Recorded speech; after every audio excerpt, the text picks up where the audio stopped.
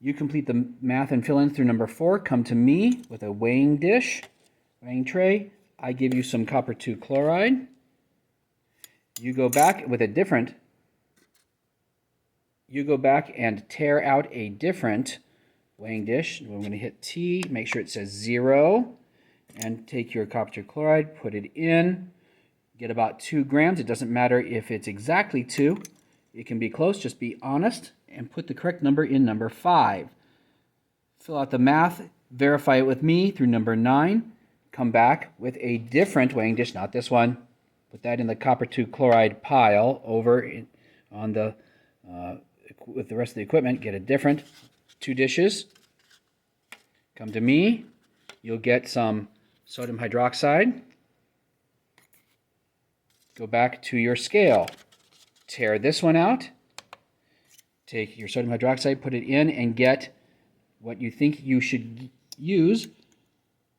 Looking at number 9 and 10, write the number down in number 11, and then you're going to take a beaker, what is this, 250 milliliter beaker, take your copper II chloride, put it all in there, and use a spoon or a wooden splint to get it all out if needed. And then you're going to take your sodium hydroxide and put about half of it in there,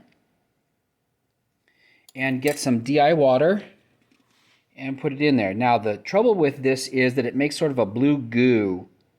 So you're going to need to get some decent amount of water, but not way up here. I'm talking about probably down there. Then it says in number 13 and 14, basically add more sodium hydroxide until the color stops changing, or the intensity of the color. Some of you may have to use all of it. We know the reaction is over when it stops changing color. Then we're going to go put it in the microwave while somebody else gets a piece of filter paper and writes your name on the edge.